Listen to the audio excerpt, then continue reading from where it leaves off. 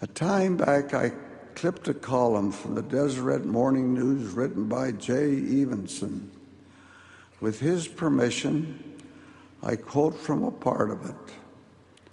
Wrote he, "How would you feel toward a teenager who decided to toss a 20-pound frozen turkey from a speeding car headlong into the windshield of the car you were driving?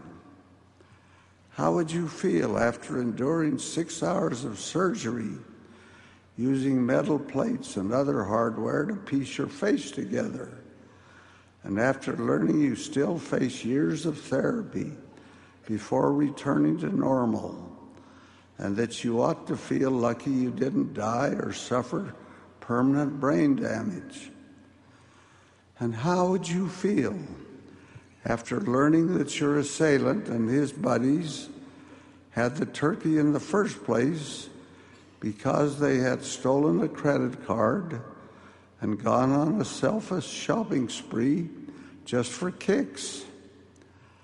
This is the kind of hideous crime that propels politicians to offices on promises of getting tough on crime.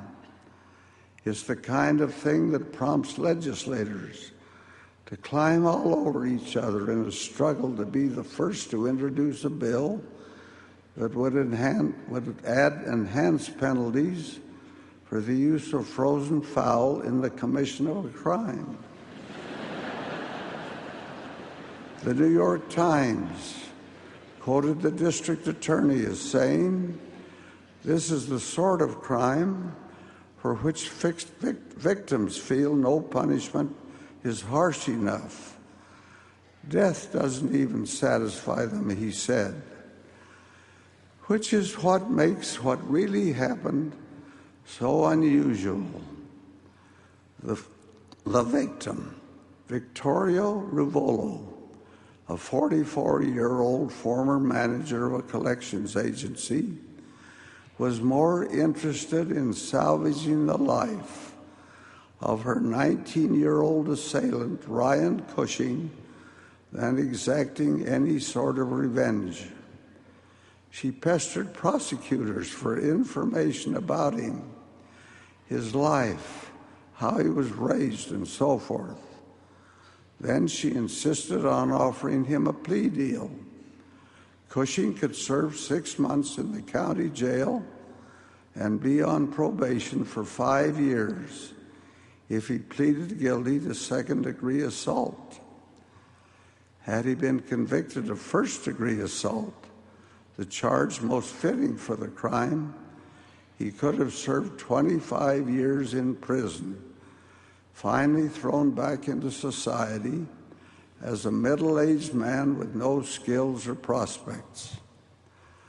But this is only half the story. The rest of it, what happened the day this all played out in court, is the truly remarkable part.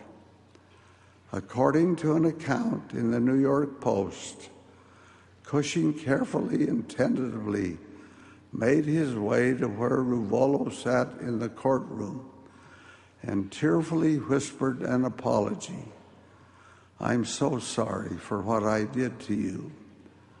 Ruvolo then stood, and the victim and her assailant embraced, weeping. She stroked his head and patted his back as he sobbed. And witnesses, including a Times reporter, heard her say,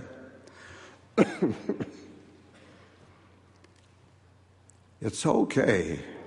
I just want you to make your life the best it can be."